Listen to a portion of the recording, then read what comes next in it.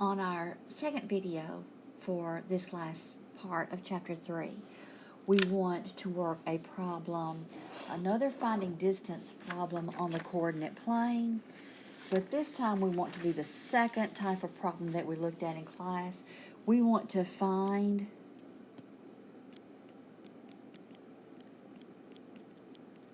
the distance between two parallel lines.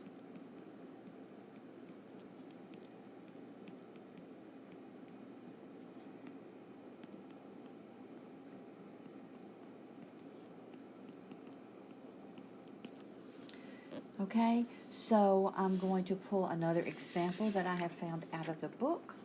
And our parallel lines are going to be y equals negative 3x minus 5 and y equals negative 3x plus 6.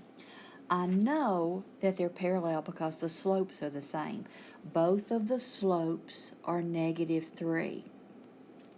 And that's just sort of an aside because I wouldn't and they wouldn't give you a problem and ask you to solve or find the distance between two parallel lines and then not give you parallel lines. We wouldn't do something that sneaky and cruel. So let's get our our coordinate plane up here so we can get a good look at exactly what we have and where we need to go with it. So I want to graph each one of these lines. I'll do the first in red and the second in blue. So let's put some hashes on here.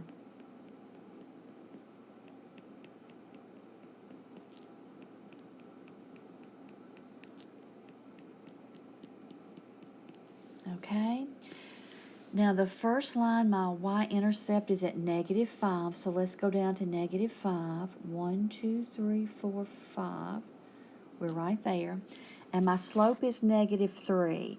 So I can either rise negative 3 and run 1, or I can rise 3 and fall negative 1, okay? But I only put the negative sign on either the numerator or the denominator, never both, or that would make my motion positive. So if I fall 3 and run forward 1, 1, 2, 3, that's enough to give me my line because we know 2 points determine a line. But if I want to go up 3 and back 1, you see that's still the same line. So let me find my line tool, and we will make a line through here the best we can. It's not the greatest, but it'll have to do for, whoops, don't want to do that, do I? Okay, so since I'm not on a perfect grid, I'm going to have to be real careful with my system of equations. But here I have my first line. I'll call it line L for reference. Y'all know I'm going to call it L. Now we'll call the second one M. That's our blue line, and it crosses up here at positive 6. 1, 2, 3, 4, 5, 6. Same slope, fall 3, run 1. These are going to be parallel. So we'll come right across there.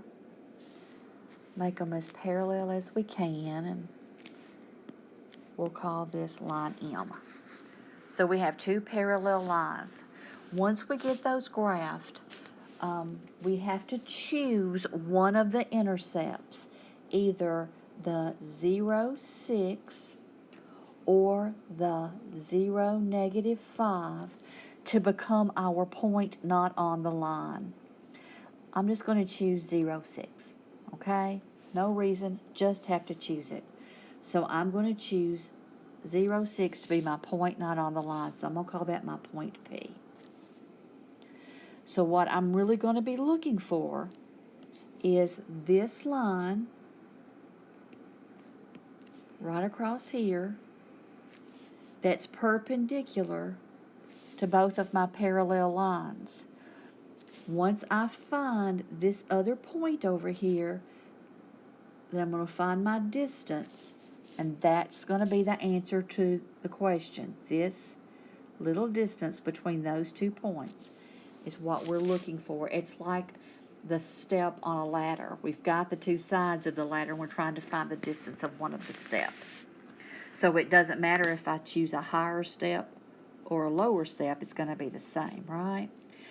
Okay, so if I have a line, which I'm now calling L, and I have a point not on the line, 0, 6, I need to find the equation of the line, the orange line that's perpendicular to my line M at point 0, 6. So if I'm finding the equation of the orange line, I know that it's going to have a slope of positive 1/3 because it has to have the negative reciprocal of its perpendiculars. And I also know it goes through 0, 6. So we can write the equation of that line, y equals mx plus b. That's the equation of the orange line. And I want to know where the orange line and the red line cross, because I'm looking for this point. So it's where the orange and the red cross.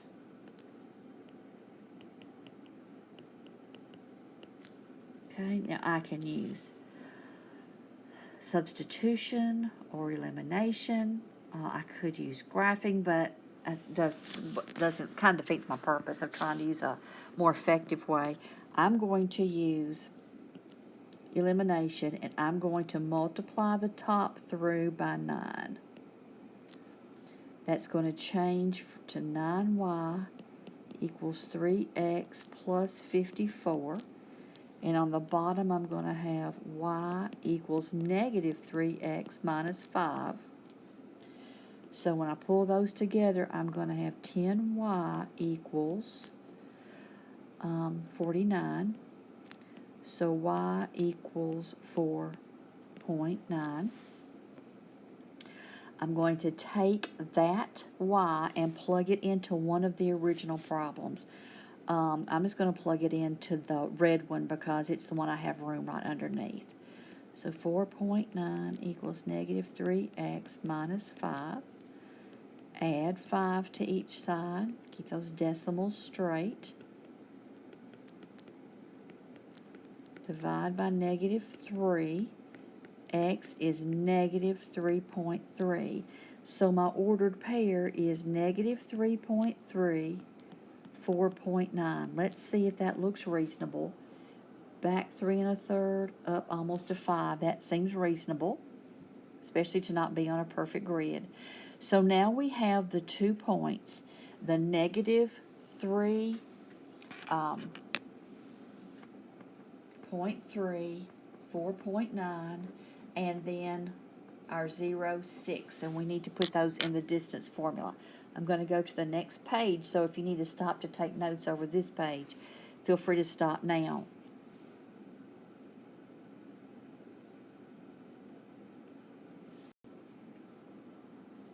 Okay, I'm going to use the distance formula.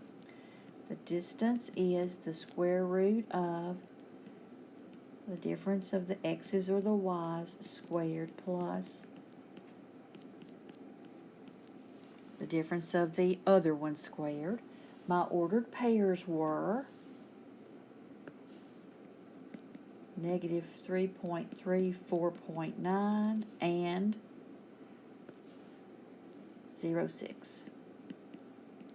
So let's plug in.